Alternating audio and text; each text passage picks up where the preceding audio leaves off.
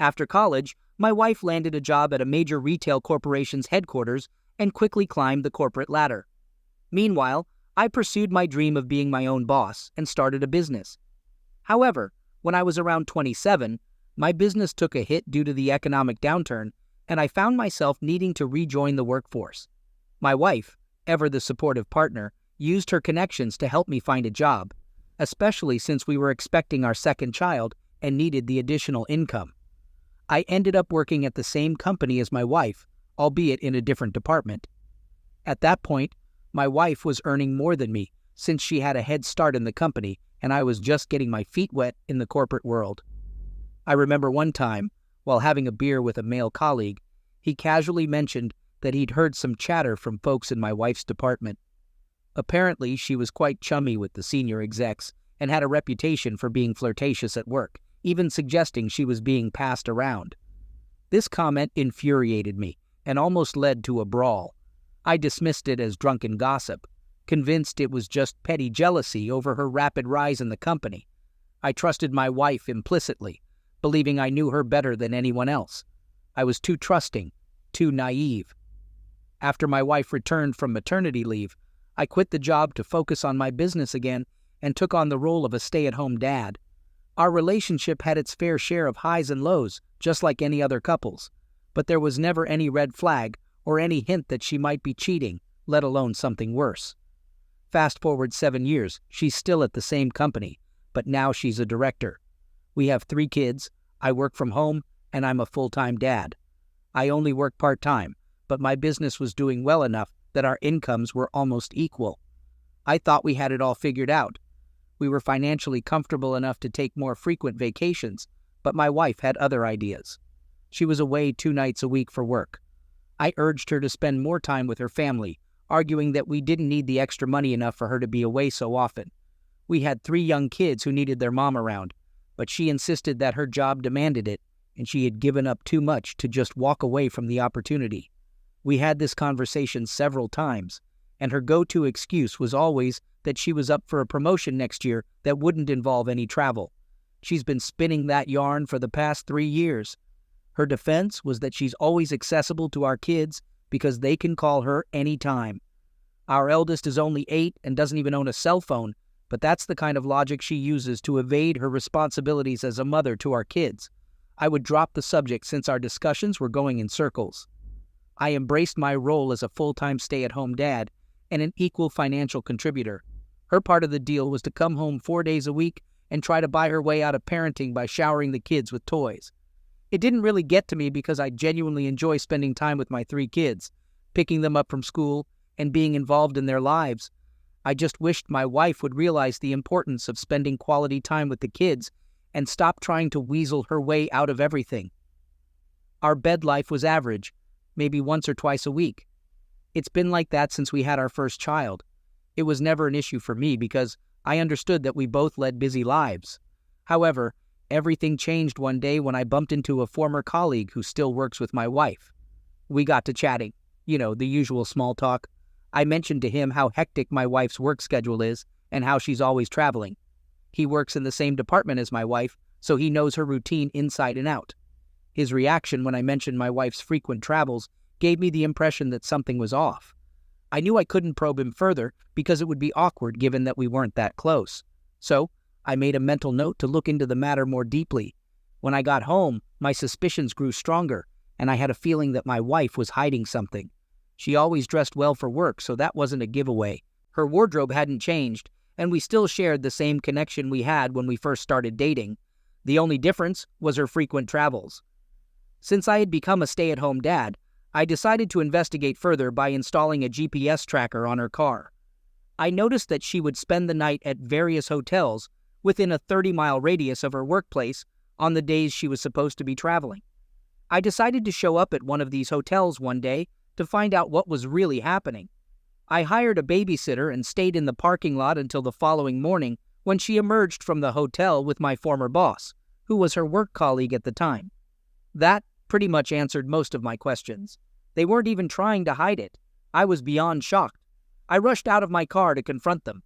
They exited the hotel as casually as if they were leaving a business meeting. I immediately jumped out of my car and confronted her. My former boss tried to distance himself, but I told him to stay put. However, while I was confronting my wife, my former boss managed to slip away. All my wife could say was that they were having a business meeting, acting as if I hadn't just caught her emerging from a cheap hotel with a married man at 6 a.m., about 30 miles away from our home. She tried to pretend as if I was blind, and I told her that our marriage was over. It then hit me that I should have known this all along, that the rumors one of my former coworkers had spread about 7 years ago were true. I told her I had to go home and that she should stay with her affair partner.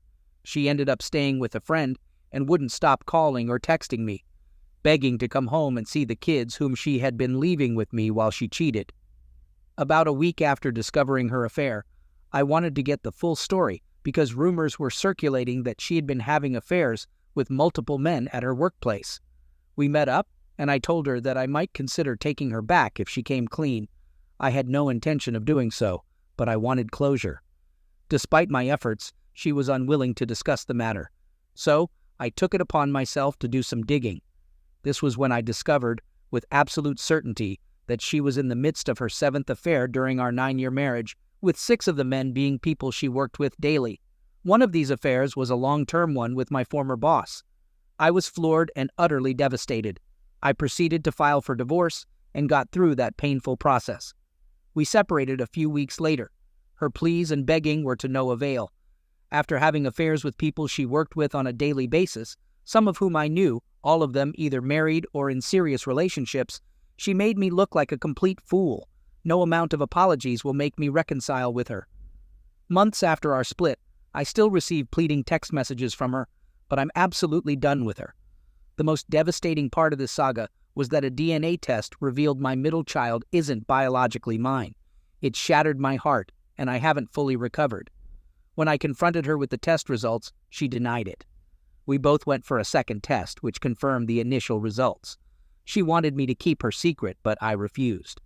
I sent a letter to the wives of all the men she cheated with, informing them that I needed a DNA test for my son. Unsurprisingly, most of their relationships are now on shaky ground. The news spread so quickly that she ended up quitting her job and deactivating her social media accounts.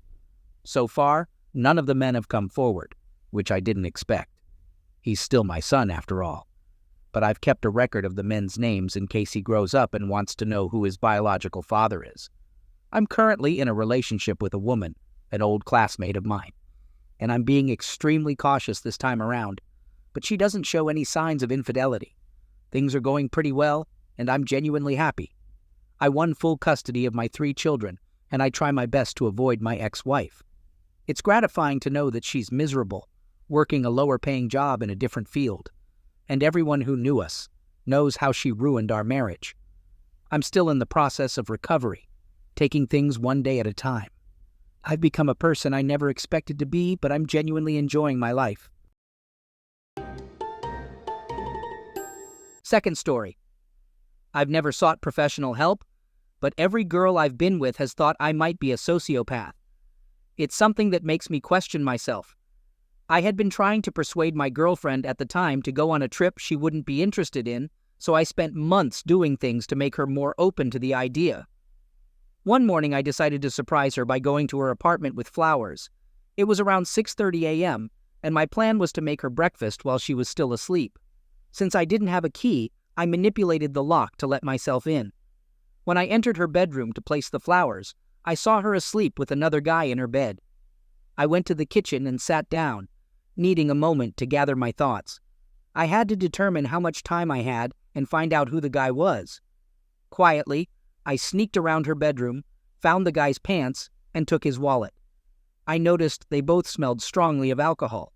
I knew she wouldn't wake up until at least 8 a.m., and I wasn't sure about the guy, but based on their alcohol smell, I estimated I had a few hours.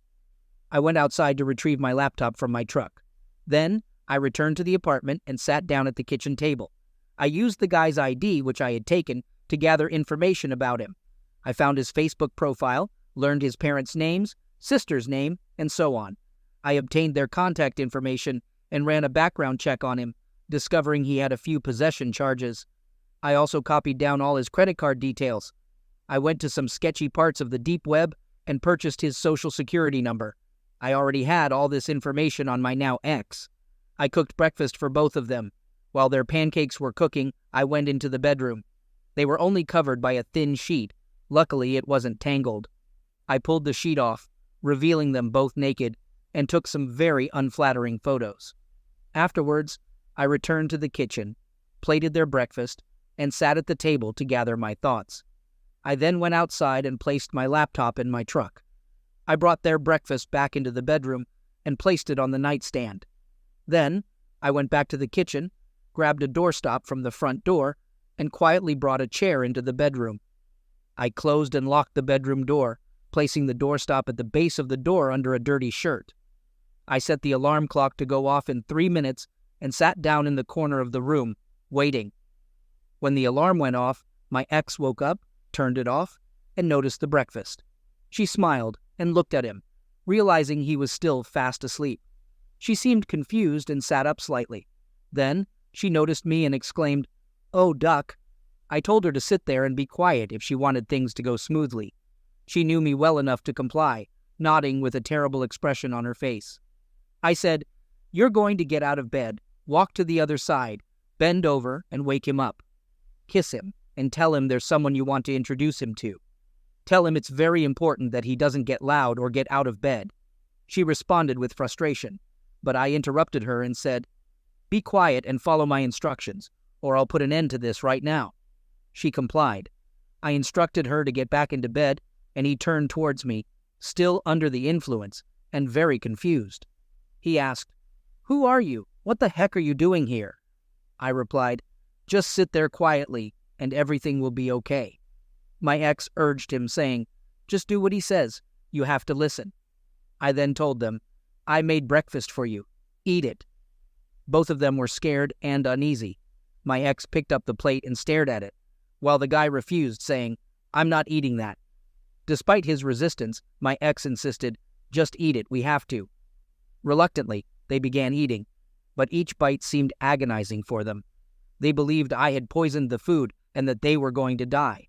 In their minds, they were certain that consuming it would be fatal.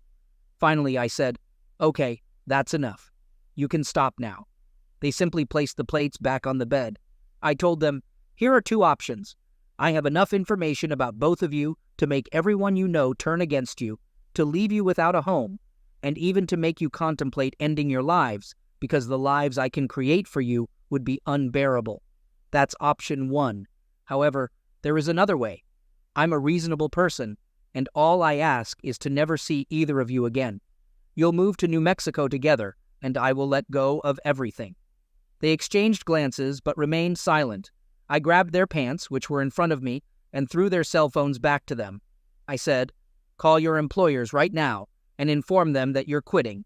You first put it on speakerphone. Let your boss know that you're relocating and apologize for the short notice." She made the call, and then he did the same. I said, "Great, that's sorted. Jenny, contact your landlord next. Let them know that you'll give up your security deposit and will move out within 2 weeks." She made the call, as instructed.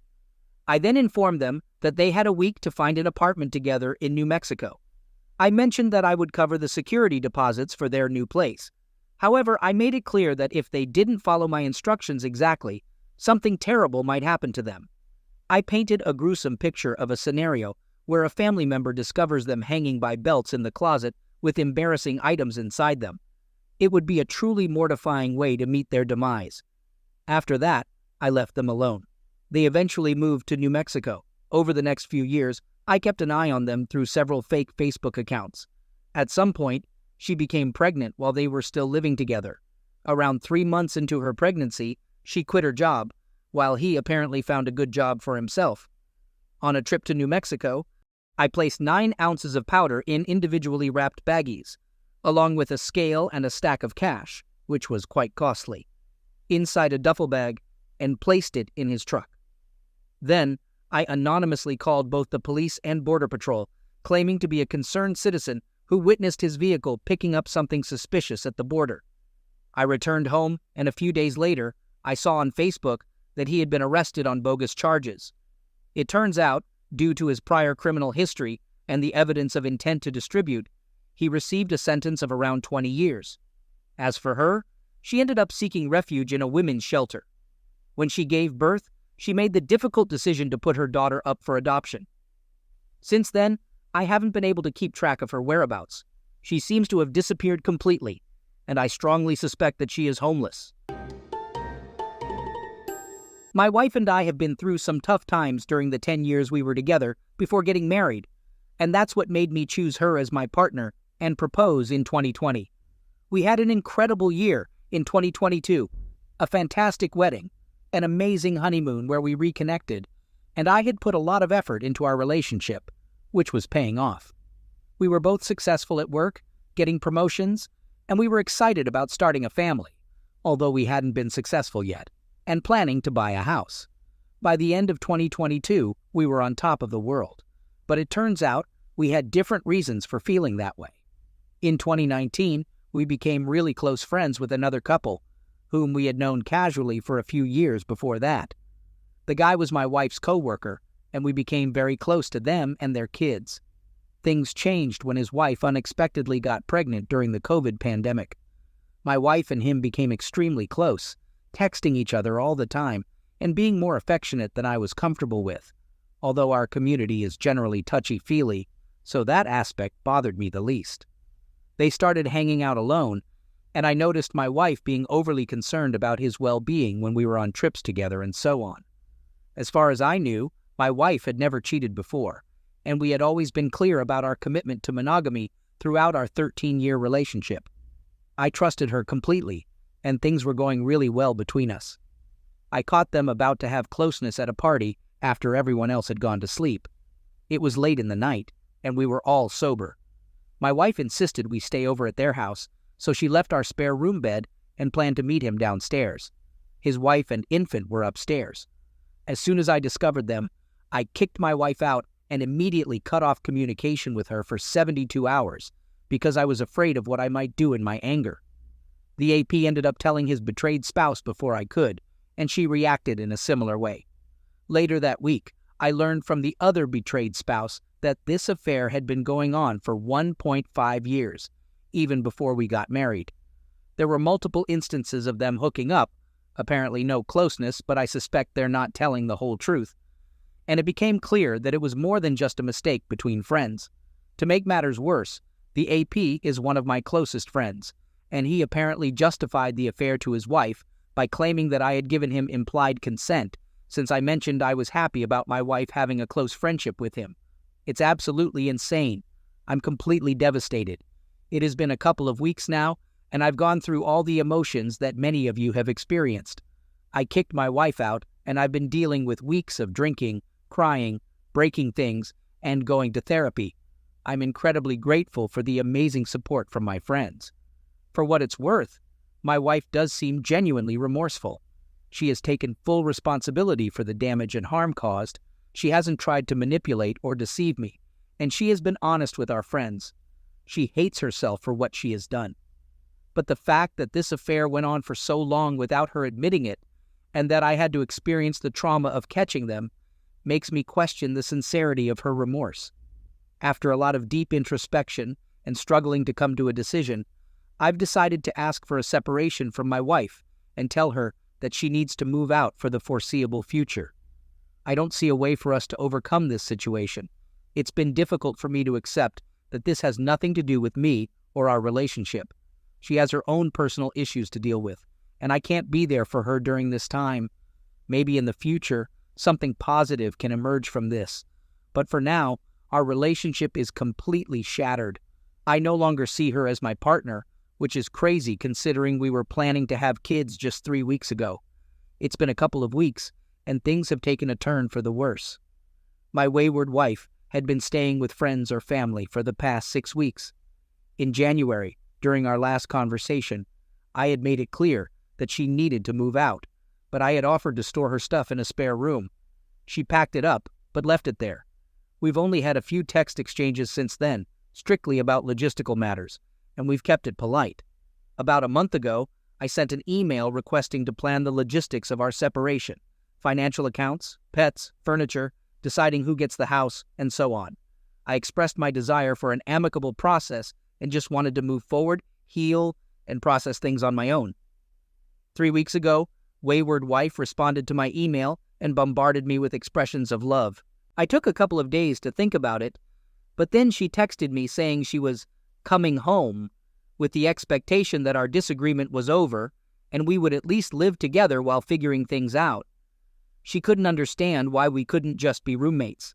I firmly told her absolutely not and made it clear about my boundaries. I booked a therapy session with a mediator, which has turned out to be a blessing in disguise. Wayward Wife expressed a desire to reconcile, claiming that our relationship is stronger than the affair. She argued that she has been unfairly displaced and made homeless, despite staying with friends and family while earning twice as much as I do.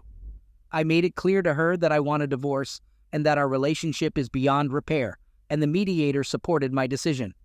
From a logistical standpoint, I can't afford the house we're currently renting anyway, so I offered it to her. I told her I'm actively searching for a new place and will move out in April. Until then, I'm staying at a friend's house because I can't handle the intense anxiety of being in our home anymore. I believe I found a great place to move into, and we're taking turns caring for the pets and managing our belongings. When I informed her that I let our landlord know I'm leaving and needed a rental reference, she freaked out, accusing me of trying to get her evicted, which is ridiculous since she can easily afford the place. She called me last week in a panic, claiming I'm abandoning her during her time of crisis, and doing all of this just to punish her. In my therapy session this week, she expressed anger and frustration over me, throwing away items in the house while she was gone. What she fails to understand is that I discarded gifts from her affair partner and the betrayed spouse, as well as a baby planning book that now brings me immense sadness. We were trying to have kids before all of this happened. It's unbelievable. Emotionally, we may have made some progress, but I continuously reiterate my boundaries. It has been helpful to have a third party, like the therapist, point out her delusional thinking and hold her accountable. However, she's clearly in a hysterical state, and I need her cooperation to establish a financial plan and smoothly navigate our separation with grace and dignity, just as I had requested weeks ago. But damn, she's completely lost it. It's all about her. No empathy left for what she put me through. In her mind, everything that happened after the affair came to light is disconnected from any consequences. She sees it as a series of injustices done to her. These therapy sessions help give structure to our discussions, which is crucial for my emotional well-being at the moment. But it's clear that she interprets everything as if it's all directed at her, just to spite her. I'll be moving out in 2 weeks, and oh boy, I can't wait to get out of here. I'm trying to be patient in hopes of achieving a better and less expensive financial outcome, but I'm worried she's going to lose it completely when I sign another lease. On the bright side, this whole situation has finally killed any lingering hope I had for reconciliation before going through with the divorce. Update. Here are some key points. While negotiating the financial agreement, she tried to make me pay for her egg freezing and future adoption fees, along with reimbursing her parents for their wedding gift. She accused me of making her homeless and abandoning her during a time when she needed support for her mental health. Without my knowledge, she secretly drained our joint bank account, despite our agreement not to touch it until after the divorce. She revealed this during a planned therapy mediation session and dismissively said that money wouldn't help me heal. Our therapist later called me and labeled her as a narcissist, advising me to distance myself as quickly as possible. Somehow, she discovered my new address, despite my efforts to keep it private, and showed up at my house. She refused to return my pet to me. As part of dividing our assets, she demanded my prescription medications and wanted me to provide her with pills she uses due to her obsession. After blocking her, she started using spoofed phone numbers to call and harass me. She called me a coward for leaving her and ending our future together, and she still portrays herself as someone in need of help due to her mental health crisis. Yeah, no wonder my therapist diagnosed me with PTSD after putting everything into words like that. A few weeks ago, I blocked my ex on all platforms, and my community has completely cut her off. However, she still emails me regularly, trying to convince me to go back to therapy, probably to salvage her reputation and friendships. She sends blog posts about how infidelity isn't a big deal and gives minor updates about our pet. Unfortunately, She refuses to give me full custody of the pet, even though it's actually mine, as a way to maintain contact through shared responsibilities like pickups and drop-offs. It's been heartbreaking to face the dilemma of feeling guilty versus prioritizing my own well-being by avoiding any contact with my ex at all costs. Now let's talk about me. I moved out 2.5 months ago. Some days and weeks go by when I feel content with my new life, and I find ways to distract myself from the loneliness. I try to reframe it as a sense of peace and freedom. However, there are still moments when it becomes overwhelming, and I feel depressed and in pain. I experience a sense of emptiness, numbness, and question the purpose of my life. Although I have a fantastic therapist, a supportive group of friends, engaging hobbies, and a healthy self-care routine, there are limits to how much they can alleviate the pain. The other betrayed spouse and I are really close. We were good friends long before this. She's incredible and serves as a shining example of strength that I admire. She has become a beacon of light in my life in more ways than one. However, there are still many challenging days. She has also filed for divorce. Our first wedding anniversary, we were together for more than 12 years, was a couple of weeks ago, and it brought back intense memories of the pain and devastation I felt when I first discovered the affair. I've been feeling angry, depressed, and overwhelmed by the unfairness of losing the life and partnership that I'd worked so hard to build and was proud of. It hurts to know that she chose to marry me, even though she knew I didn't consent to her actions. I'm grieving for what I've lost. I recognize that I have a lot to offer, and my life still holds potential. I can be perfectly fine on my own, but that was never the path I chose. On many days, I still struggle with pain and heartache. I make an effort to work out vigorously. I've lost some weight. I spend time outdoors, see my friends often, and prioritize getting better sleep. I've also sought help through medication to manage my anxiety. It's progress, but I can't say that I'm completely killing it. Unfortunately, I'm still dealing with the effects of the situation. Filing for divorce this week and working on a financial agreement didn't bring me much satisfaction. There was a small sense of accomplishment, but it was overshadowed by the worry that she might react in an extreme and unpredictable way. I'm still not functioning at 75% of my capacity at work, and it's starting to take a toll on me, especially because I work in a demanding field, despite having a boss who understands my situation. I try to focus on the present moment and not think too far ahead. There are times when I compartmentalize the pain, allowing myself to temporarily set aside my own trauma and look beyond it. However, I'll be honest, I'm not sure if I'm moving forward now out of habit, momentum, or a genuine desire for my life and career. Emotionally, I feel drained, as if a shadow is creeping into my vision and dampening the enthusiasm I used to have for life before all this happened.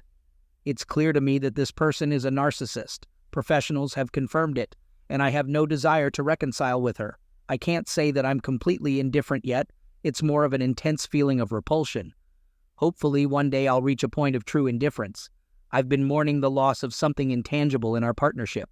It's like a pillar or a keystone has been removed, and I struggle to put a name to it, but I can sense its absence. Perhaps it was the belief or faith in myself and my path that came from someone I deeply loved. It goes beyond simply being alone. I'm still exploring the impact of these emotional scars.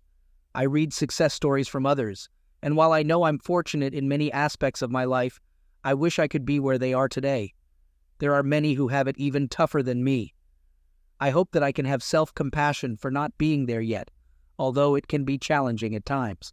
I try to see it as a season of experience that will eventually come to an end. To those of you going through similar challenges, I wish you the best of luck.